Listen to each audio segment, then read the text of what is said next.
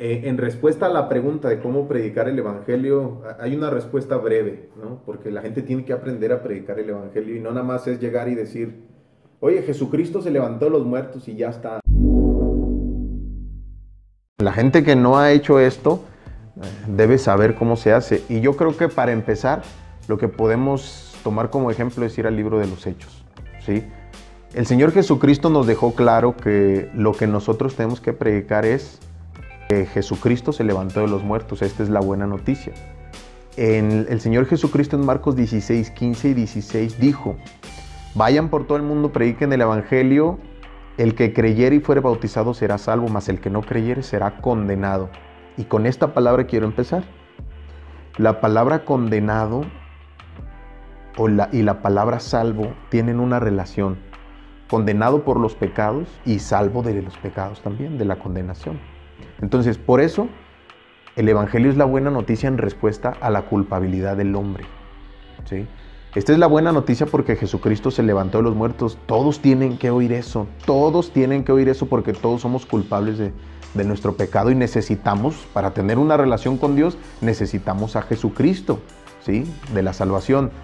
Pero cuando nosotros vamos al libro de los Hechos, los apóstoles hablaron de la culpabilidad del hombre y también hablaron del Evangelio, que es principalmente esto. Entonces, el Evangelio está íntimamente relacionado con la culpabilidad del hombre. Pero los apóstoles hablaban a la hora de responder al Evangelio. En el libro de los Hechos, en el capítulo 2, el apóstol Pedro, cuando predica el Evangelio a los que están en Jerusalén, que se convierten como 3,000 personas, dice allí, les dice, arrepentíos y bautícese cada uno de vosotros en el nombre de Jesucristo para perdón de los pecados y recibiréis como regalo el Espíritu Santo. Entonces allí el apóstol Pedro les da la respuesta al Evangelio. ¿Qué tiene que hacer la gente? Tiene que arrepentirse porque Dios les va a perdonar sus pecados y tiene que bautizarse para que Dios les dé también el Espíritu Santo. En el capítulo 3 lo repite. Les dice, así que arrepentíos y convertíos para que vengan de la presencia del Señor tiempos de refrigerio, ¿sí?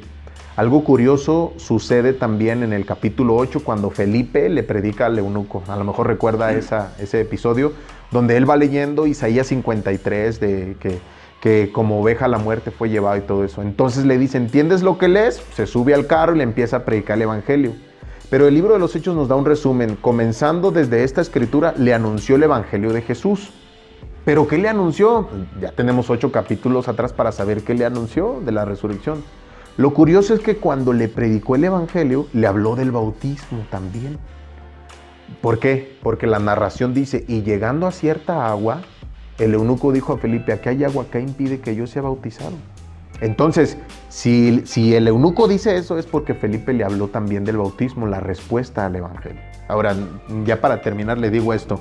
¿Cómo aprendí yo a predicar el Evangelio? La verdad, yo aprendí escuchando a mis hermanos cuando ellos predicaban. Yo los acompañaba a predicar a uno y otro lugar. Y allí, cuando ellos predicaban el Evangelio, yo veía cómo la gente respondía. Fue la manera en la que yo aprendí a predicar el Evangelio. No fue de otra. La mejor manera, eso es lo que yo creo, para aprender a predicar el Evangelio, es con el ejemplo de otros. Esa es la verdad. Así es como yo aprendí.